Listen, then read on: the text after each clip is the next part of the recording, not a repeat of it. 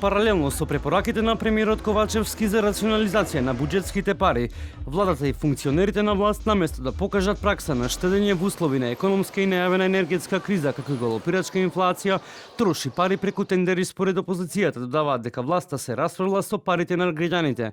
Лидерот на ВМРО ДПМН Христијан Мицковски вели дека во период кога голем дел од младината ја напушта државата, градовите се празнат, власта троши пари на граѓаните, расфрлувајќи се со прослави како таа вчера за која се потрошени речиси 100.000 евра пари на граѓаните. Но ако се оставиме на овие луѓе од ДУИ и СДСМ, забодијало ќе им биде рамковниот кога се празнат селата, односно селата дека се празнат дека Стара Вес, сега се празнат и градовите. Гостивар од 84.000 на 59.000 и тоа на оној попис онаков како што беше. Тетово нема вода за пиење, а Рачиново нема канализација и сега они седат трошат 70.000 евра по некакви забави. Таму шокантно мислам, што да ви кажам. На 12 март годинава премиерот Ковачевски излезе со видео порака во која порача да се намали користењето на службените возила и картичките за репрезентации, но и тоа дека сите функционери кои се платени од граѓаните максимално одговорно да ги трошат државните пари. Сакам јасно да порачам.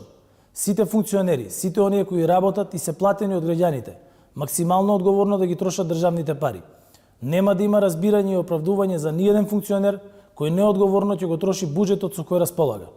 По ваквата изјава на премиерот следеа низа тендери со кои се троше и се уште се трошат буџетски пари.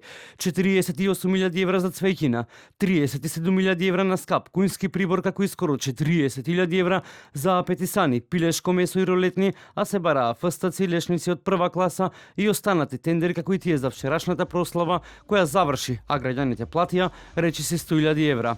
Од буџетски пари Министерството за одбрана преку 4 јавни набавки ќе троши над 70.000 евра на сушени модри сливи, маслинки, топено сирење, пастеризиран зеленчук, ајвар, кондиторски производи, чоколадо и сушено овошје, но и ќе организира манифестација по повод 30 годишнината од македонската армија. Од Министерството за одбрана велат дека целта е припадниците на армијата да добијат оброк согласно сите правила и нутриционистички стандарди, а изведувачите кои ќе настапат со своји песни ќе пеат без пари.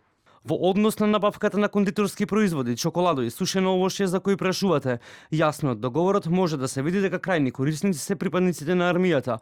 Во услови на економска криза Министерството доследно ги почитува препораките за рационализација на трошењето, но истовремено се грижи припадниците на армијата да добијат оброк согласно сите правила и нутриционистички стандарди, нешто што секој професионалец во униформа целосно го заслужува. Јубилеот се реализира со минимални средства, но и со максимална посветеност и ангажман на вработените во Министерството кои самостојно ги организираат овие настани, самостојно ја изработуваат изложбата по повод јубилеот 30 години армија.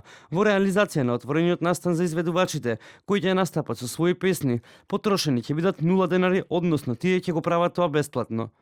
Во време на економска криза, општина Чаир распиша тендер без да ја наведе планираната сума на пари што ќе ја потроши на сувенири.